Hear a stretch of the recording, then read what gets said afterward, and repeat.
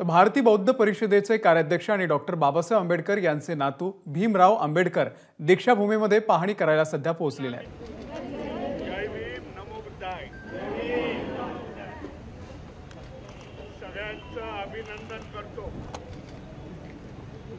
नागपूर वासियांचं ज्यांनी 1 जुलै रोजी हप्त्यामध्ये भाग घेतला, आपला निषेध नोंदवला की दीक्षाभूमीचं पवित्रकरण हे आम्ही होऊन देणार नाही।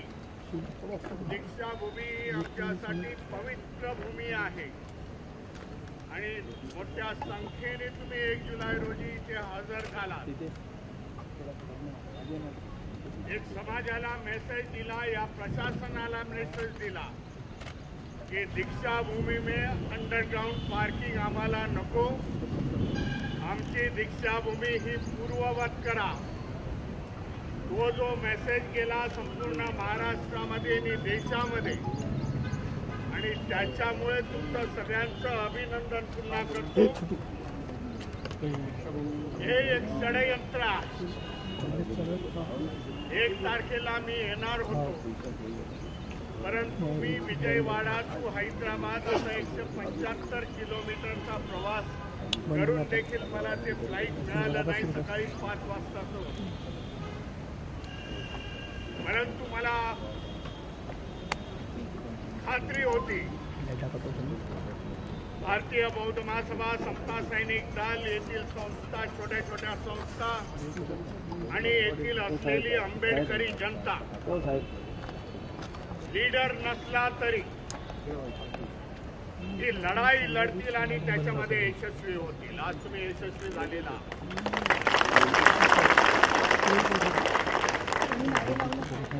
षडयंत्र याचं होतं की दीक्षाभूमीचे ट्रस्टी जे लबाड आहे, समाजद्रोही आहे, ज्या दीक्षाभूमीच्या प्रशासनाला हाताशी मिळून दोन्ही जण दीक्षाभूमीचं विद्रोहीकरण सुरुवात झालेला। हे दीक्षाभूमी पवित्र आपल्यासाठी आहे की बाबासाहेबांनी ते धम्मक्रांती केली। देशामधून लुप्त झालेला बौद्ध धम्म हा 2000 सालानंतर बाबासाहेबांनी पुन्हा या देशामध्ये रुजवलेला, बाबासाहेबांच्या जीवनातली आखरी धम्मक्रांती आहे। आणि आखरी धम्मक्रांती आहे आणि धम्माचं बिल बाबासाहेबांनी हे आपण त्याला धम्मचक्र म्हणतो। अनेक क्रांत्या केल्या बाबासाहेबांनी, शैक्षणिक क्रांती केली, आर्थिक क्रांती केली, सामाजिक क्रांती केली, राजकीय क्रांती केली आणि शेवटी बाबासाहेब धम्मक्रांतीवरती आले। बाबासाहेबांना लगाव होता या धम्मक्रांती। बाबासाहेबांनी सांगितलेलं आहे की बाबा माझा जो काय उरलेला आता वेळ आहे। बाबासाहेबांना फ्युचर समजत होतं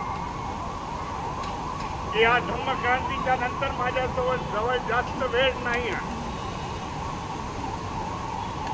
परंतु बाबासाहेब त्याच्यातूनही ते म्हणताय की माझा जो काय आयुष्याची काही वर्ष राहिलेली आहे, काही दिवस राहिलेले असतील, काही महिने राहिलेले असतील, ते बौद्ध धर्माच्या आणि प्रसारासाठी वापरेन, मी दुसऱ्यासाठी वापरणार नाही। हे बाबासाहेबांचे बोल आहे। दीक्षाभूमीची क्रांतीला जो दीक्षाभूमीमधून आज ऊर्जा मिळते, दीक्षाभूमीमधून धम्माचा प्रसार होतोय, एक ऊर्जा मिळते लोकांना, ती कुठेतरी खंडित व्हावी। येणारा लाखोचा माप येणाऱ्या काळामध्ये करोडोचा होईल, त्याच्यासाठी हे षडयंत्र आहे। लोकांना इथे जाणं मिळत नाही, लोक इथे येऊ नये अशा प्रकारचं षडयंत्र या दीक्षाभूमीच्या ट्रस्टीने काढलेलं। म्हणून यांना मी समाजाचे गद्दार समजतो. गद्दार आहे ते समाजाचे. त्यांना 1 मिनिट देखील या स्मारक समितीवरती राहण्याचा अधिकार नाही.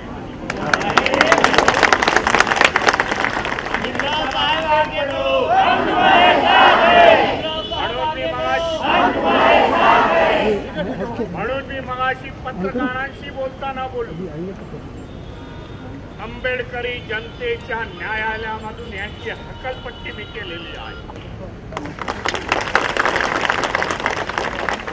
हे दीक्षाभूमीचे मालक होऊ शकत नाही. तर दीक्षाभूमीचे मालक जो बाबासाहेबांचा अनुयायी आहे, बौद्ध धर्मी आहे, तो या दीक्षाभूमीचा मालक आहे.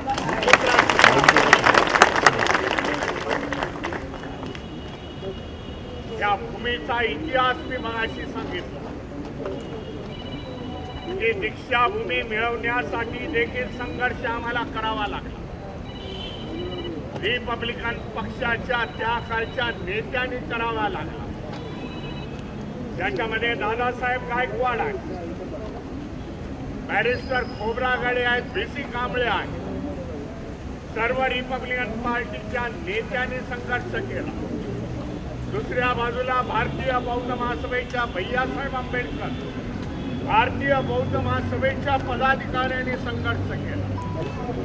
या संघर्षामधून ही भूमी आपल्याला 14 एकर मिळाली आणि ती स्मारक समितीला नाही तर भारतीय बौद्ध महासभेला मिळालेली आहे. मी येथील कलेक्टरांना आज निक्षून सांगितलं, येणाऱ्या आठवड्याभरामध्ये 1960ला जो कागदोपत्री व्यवहार झालेला,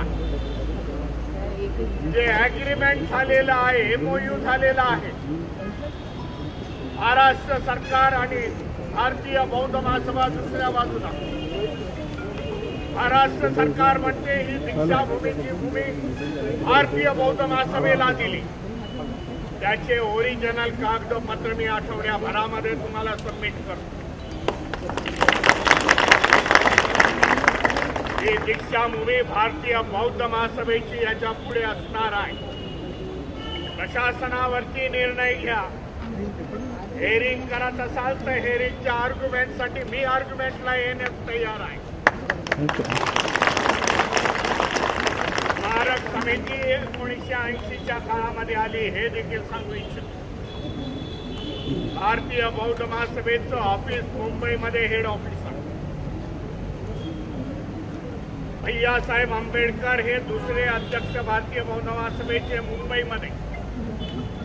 दादासाहेब गायकवाड रिपब्लिकन पक्षाचे त्यावेळेचे नेत्यांनी सांगितलं, भैयासाहेब स्मारक समिती म्हणून हे स्मारक आपण उभं करू.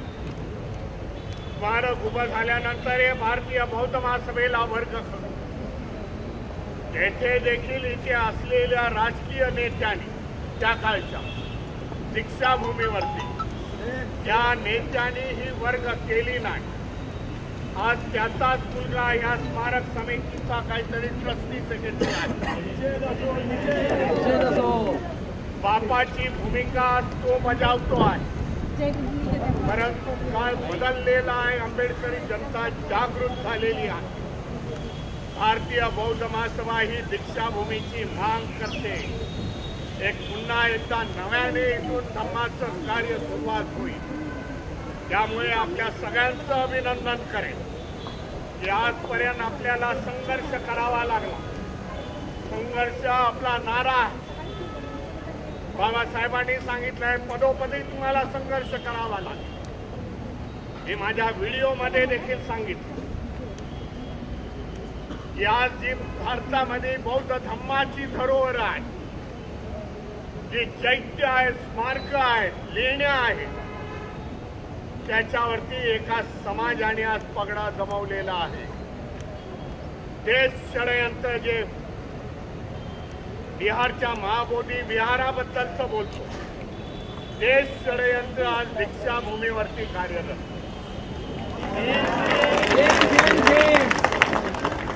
दीक्षाभूमीचे ट्रस्टी हे पपेट आहेत, पोपट आहेत.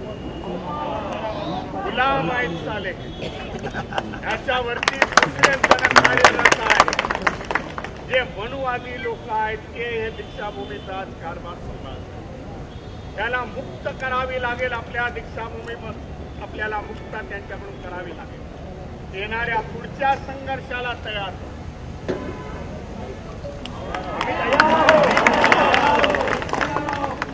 येणाऱ्या 17 सप्टेंबर रोजी आपल्याशी कन्सर्न नाही, पण आपल्याला सांगू इच्छितो. येणाऱ्या 17 सप्टेंबर रोजी देशातील सर्व बौद्ध भिक्खू, सर्व बौद्ध संघटना, भारतीय बौद्ध महासभा तिथे लीड घेत आहे.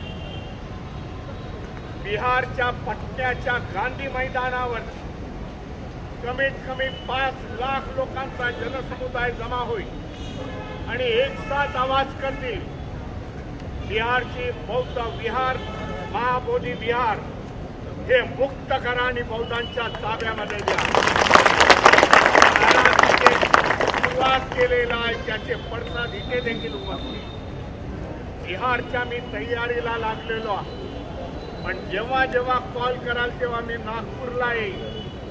हे आंदोलन चालू करू, त्या मनुवादी लोकांकडून, त्या ट्रस्टीकडून त्याची सुटका करू. पुन्हा एकदा भारतीय बौद्ध महासभा, भारतीय बौद्ध महासभेचा बोर्ड 14 ऑक्टोबर 1956 या दीक्षाभूमीवरती लागला. डॉक्टर बाबासाहेब आंबेडकरांनी 22 प्रतिज्ञा, धर्मांतराचा कार्यक्रम, त्यावेळेचे जर फोटोग्राफ तुम्हाला पाहायला मिळाले तर बघाल. भारतीय बौद्ध महासभा, दी Buddhist society of India, president doctor Babasaheb Ambedkar असा बोर्ड आहे. पुन्हा एकदा तो बोर्ड या दीक्षाभूमीमध्ये स्वाभिमानाने फडके बोर्ड आम्हाला द्या ही आपली विनंती करतो. आपल्या सगळ्यांचं पुन्हा एकदा स्वागत करतो. जे फायटिंग स्पिरिट दाखवलं, कोणाच्या समोर झुकणार नाही. मग ते प्रशासन असेल, किती मोठी शक्ती असेल या देशामधली, त्याच्या समोर झुकणार नाही. कारण आम्ही बाबासाहेबांच्या विचारांचे. नमो बुद्धाय. जय भीम.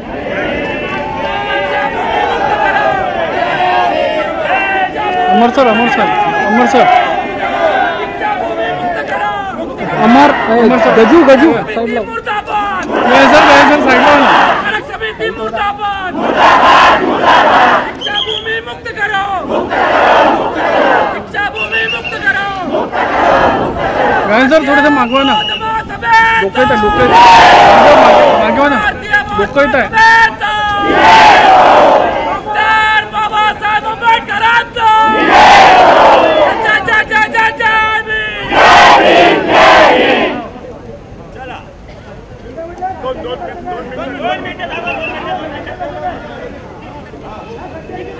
आज मी इकडे आपल्या समोर उभा आहे दीक्षाभूमीवरती. प्रकाश आंबेडकर आज चीफ मिनिस्टर, महाराष्ट्राचे चीफ मिनिस्टर शिंदे साहेबांना भेटणार आहेत. त्यांना सांगणार आहेत की दीक्षाभूमी जशी पूर्ववत होती तशी करून दे बाबा, आणि जे काही FIR तुमच्यावरती झालेले आहेत ते काढून टाका. मी देखील पोलीस कमिशनर समोर तेच सांगितलेलं आहे. आम्ही शांततेमध्ये निदर्शनं केली. जो आमचा संविधानिक हक्क डॉक्टर बाबासाहेब आंबेडकरांनी संविधानाच्या माध्यमामधून दिलेला आहे. FIR आमचे रद्द करा आणि 15 दिवसामध्ये दीक्षाभूमी जशी होती तशी करून द्या. दीक्षाभूमी झाल्यानंतर विजयी मेळावा लावू. त्याच्यासाठी मी पुन्हा आपल्या समोर हजर राहील. नमो बुद्धाय. जय भीम. ABP माझा, उघडा डोळे बघा नीट.